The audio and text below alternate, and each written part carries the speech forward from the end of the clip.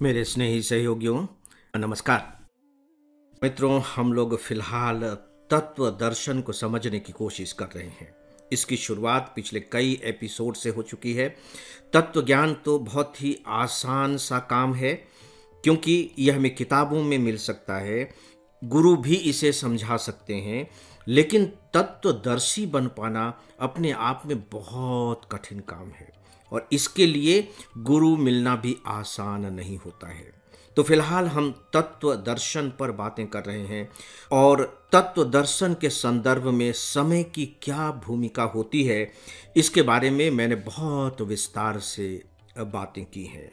और मुझे लगता है कि इस तथ्य को आपने कहीं न कहीं अपनी आत्मा के अंतर्गत उतार लिया होगा कि यदि हम किसी भी घटना, किसी भी बात के बारे में समय को अलग करके देखेंगे तो हम उसको सही तरीके से समझ नहीं पाएंगे।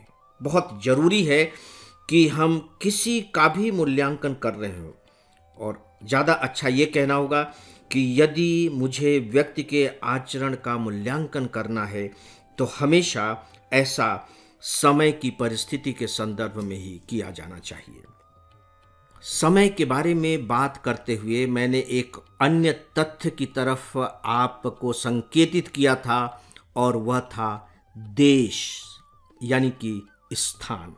इसीलिए कहा जाता है देश काल। जब कोई भी घटना घटित होती है तो वहाँ दो तत्वों की अनिवार्यता होती है।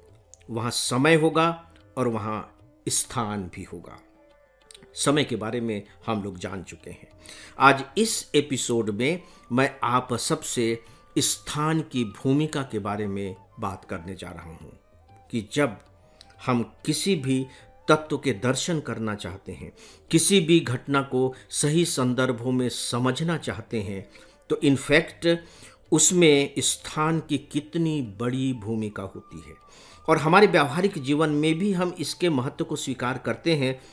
लेकिन सच पूछिए तो जब निर्णय लेना होता है या किसी के बारे में कोई फैसला सुनाना होता है, तब हम जनरली इसकी उपेक्षा कर बैठते हैं। और कृष्ण एक ऐसे व्यक्ति हैं जो इन सब के प्रति हमेशा सतर्क रहते हैं, वो उसकी उपेक्षा नहीं कर पाते। तो आइए अब हम स्थान की भूमिका को जानने की कोशिश करते हैं। दोस्तों, इसमें कोई दो राय नहीं कि जब आप गीता को ध्यान से पढ़ेंगे तो आपको स्थान का उल्लेख बहुत ज़्यादा नहीं मिलेगा।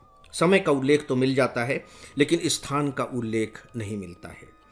लेकिन ऐसा भी नहीं है कि स्थान का बिल्कुल उल्लेख ही नहीं है। बहुत महत्वपूर्ण उल्लेख हैं, बशर्ते कि हम उसे पकड़ पाएं। और इसे पकड़ने में मुझे थोड़ी कोशिश तो करनी पड़ी, लेकिन ये ज़बरदस्ती की कोशिश नहीं है कि मैं खींच तान कर यहाँ स्थान को लेकर आ रहा हूँ, बल्कि स्थान बहुत स्वाभाविक तौर पर आ गया है। आइए ऐसे एक दो स्थानों को देखते हैं। क्या आपको गीता का पहला श्लोक याद है? और यदि गीता का पहला श्लोक याद हो तो क्या उसका पहला शब्द याद है? याद करने की कोशिश कीजिए, पहले शब्द को और दूसरे शब्द को। आप थोड़े से भ्रम में पड़ जाएंगे कि इसका क्या मतलब हुआ। पहला शब्द है धर्म क्षेत्र और दूसरा शब्द है कुरुक्षेत्र। ये दो क्षेत्र कैसे आ गए? धर्म का क्षेत्र भी है, यानी धर्म का मैदान भी है, और कुरुक्षेत्र, कुरु का मैदान भी है। ये क्या मतलब हुआ? और इसके बाद धृतराष्ट्र कह रहे हैं धर्म क्षेत्र कुरुक्षेत्र। और ध्यान दीजिए कि इन शब्दों का इस्तेमाल कर कौन रहा है, यह भी बहुत महत्वपूर्ण बात है। यहाँ धृतराष्ट्र, वे धृतराष्ट्र सच पूछिए जिनके राज्य के प्रति मोह ने, लालच ने, पुत्रवत मोह ने इतने लाख सेनाओं के जीवन को दांव पर लगा दिया है, वो धृतराष्ट्र।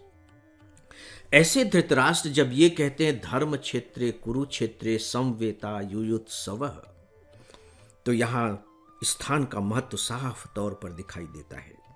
कुरुक्षेत्र तो बात समझ में आती है, क्योंकि जो युद्ध लड़ा जा रहा था, उस लड़ाई के मैदान का जो अधिकार था वो कौरवों के पास था। यानी कि वो जो जमीन थी, उस जमीन का जो मालिकाना हक था वो कौरव वंश के पास था, कौरव शासक के पास था। तो कुरुक्षेत्र हो गया। दिल्ली से लगभग 150 किलोमीटर दूर कुरुक्षेत्र। तो फिर यह धर्म क्षेत्र क्या है? और धृतराष्ट्र धर्म क्षेत्र की बात कर रहे हैं। धर्म क्षेत्र का यहां कहने का अर्थ है दोस्तों कि जो जमीन है वो तो कुरु वंश की है, कौरव राज्य की है, लेकिन यहां जो युद्ध हो रहा है वह राज्य के लिए नहीं हो रहा है, वह 5 गांवों के लिए नहीं हो रहा है, वह युद्ध हो रहा है धर्म के लिए। देखिए कितनी महत्वपूर्ण बात है, वह युद्ध हो रहा है धर्म के लिए। तो इसीलिए ये जो जमीन है, ये जो स्थान है, केवल यही महत्वपूर्ण नहीं है कि इस पर कौरवों का मालिकाना हक है, बल्कि यह एक धर्म का स्थान है। धर्म का स्थान मतलब क्या हुआ? आप सोच करके देखिए, धर्म का स्थान मतलब क्या हुआ? धर्म का स्थान मतलब हुआ कि जहां यह युद्ध लड़ा जा रहा है वो सामान्य जमीन नहीं है, वह धार्मिक भूमि है। ठीक वैसे ही जैसे कि एक बहुत बड़ा मैदान है और उस मैदान पर एक छोटा सा मंदिर बना हुआ है। मैदान में आप घूम रहे हैं, इधर उधर घूम रहे हैं, जूते चप्पल पहन करके घूम रहे हैं, कोई फर्क नहीं पड़ता है। लेकिन जैसे ही आप मंदिर के निकट पहुंचते हैं, थोड़ा सा थम जाते हैं और जैसे मंदिर के अंदर प्रवेश करने की कोशिश करते हैं, जूते चप्पल को बाहर उतार देते हैं, क्योंकि अब आप मैदान में नहीं हैं, अब आप मंदिर में हैं। स्थान तो वही है, जमीन वही है, मैदान वही है। मैदान के एक छोटे से हिस्से में जहां मंदिर बना दिया गया है वह धर्म क्षेत्र हो गया है। और दोस्तों ये बात धृतराष्ट्र कह रहे हैं और वो साफ तौर पर कह रहे हैं कि यहां जो युद्ध की इच्छा से आए हुए लोग हैं, समवेता युयुत्सव, यहां जो लोग इकट्ठे हुए हैं, समवेत हुए हैं, युद्ध की इच्छा से समवेत हुए हैं, युद्ध करने आए हुए हैं। लेकिन यह युद्ध मारकाट का युद्ध नहीं है, यह युद्ध साम्राज्य को फैलाने का युद्ध नहीं है, यह युद्ध राजाओं के हार जीत का युद्ध नहीं है, यह धर्म का युद्ध है। आप देखिए कि धृतराष्ट्र क्या कह रहे हैं। और जैसे ही आप ये मान करके चलते हैं कि नहीं, जो कौरवों और पांडवों के बीच हुआ है वो राजाओं का युद्ध कम, धर्म और अधर्म का युद्ध अधिक, न्याय और अन्याय का युद्ध अधिक, सत्य और असत्य का युद्ध अधिक है, तो बात बिल्कुल बदल जाती है। और मुझे ऐसा लगता है कि कृष्ण की बातों को, कृष्ण की उन बातों को जो गीता में कृष्ण ने कही हैं अर्जुन से, उन्हें तब तक सही संदर्भों में नहीं समझा जा सकेगा जब तक कि हम इस युद्ध को धर्म युद्ध नहीं मानेंगे। और आपको ये जानकर सुखद आश्चर्य होगा कि गांधारी से जब भी दुर्योधन आशीर्वाद लेने जाया करता था तो गांधारी ने कभी दुर्योधन को यह आशीर्वाद नहीं दिया कि विजयी भव, कि तुम्हारी विजय हो। हमेशा गांधारी कहती थी धर्म की विजय हो, धर्म की विजय हो। यह गांधारी का आशीर्वाद होता था। बहुत बड़ी बात थी ये। गांधारी भी कहीं ना कहीं मान करके चल रही थी कि नहीं, दुर्योधन का जो पक्ष है वो धर्म का पक्ष तो नहीं है, कुछ न कुछ तो बात गड़बड़ है। अब ये बात अलग है कि पुत्र मोह ने उनके विवेक पर भी एक पट्टी बांध दी थी, ये बात अलग है, जिसकी वजह से यह युद्ध लड़ा गया था। दोस्तों केवल धृतराष्ट्र और गांधारी ही नहीं बल्कि कृष्ण भी अर्जुन को समझाते हुए देखिए क्या कहते हैं। दूसरे अध्याय के 33वें श्लोक में कृष्ण अर्जुन से केवल ये नहीं कहते कि तुम्हें यह युद्ध करना है, कृष्ण कहते हैं अथ चेत्त्वमिमं धर्ममयं संग्रामम, धर्म रूपी संग्राम। अर्जुन, ये जो तुम युद्ध कर रहे हो ये सामान्य युद्ध नहीं है, ये धर्म युद्ध है। और आगे चल करके कृष्ण कहते हैं यदा यदा ही धर्मस्य। तो अब आप देखिए कि केवल एक शब्द धर्म क्षेत्रे ने वहां के सारे परिवेश को बदल दिया है, सारे के सारे अर्थ को बदल दिया है, उद्देश्य को बदल दिया है, और यहां तक कि उसके जो परिणाम आएंगे उनको भी बदल दिया है। यहां सैन्य शक्ति का प्रदर्शन नहीं है, यहां धर्म की जीत है। और दोस्तों अब छोटी सी और अंतिम बात, जब आप अभी कुंभ मेले में गए होंगे, राइट, तब आप कहीं रुके होंगे, होटल में रुके होंगे, अपने परिचितों के यहाँ रुके होंगे और आपने वहां स्नान किया होगा, लेकिन आपका मन वहां नहीं भरा। आप त्रिवेणी पर डुबकी लगाने गए हैं, तकलीफ उठा करके त्रिवेणी पर डुबकी लगाने गए हैं। तत्व ज्ञान के आधार पर जब आप त्रिवेणी पर जाकर के डुबकी लगा रहे थे जिस जल में, और घर पर या अपने कमरे में, होटल में जिस पानी से नहा रहे थे, उन दोनों का जल एक ही था, दोनों गंगा जल थे।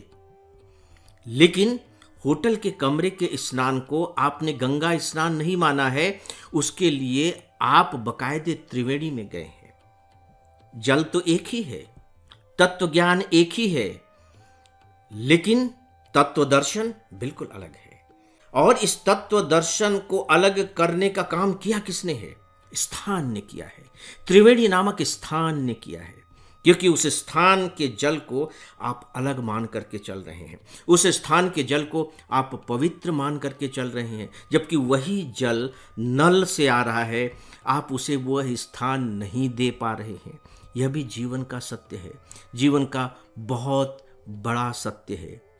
अगर हम तत्वदर्शी नहीं बन पाते हैं, अगर हम किसी भी पदार्थ में उसके तत्व के दर्शन नहीं कर पाते हैं, तो सीधी सी बात है कि हम उस पदार्थ के इस बहुत बड़े सत्य से अपने आप को वंचित कर देते हैं। फिर न तो हम उस पदार्थ के साथ न्याय कर रहे हैं, और सीधी सी बात है कि ऐसा करके हम अपने साथ भी कहाँ न्याय कर पा रहे हैं।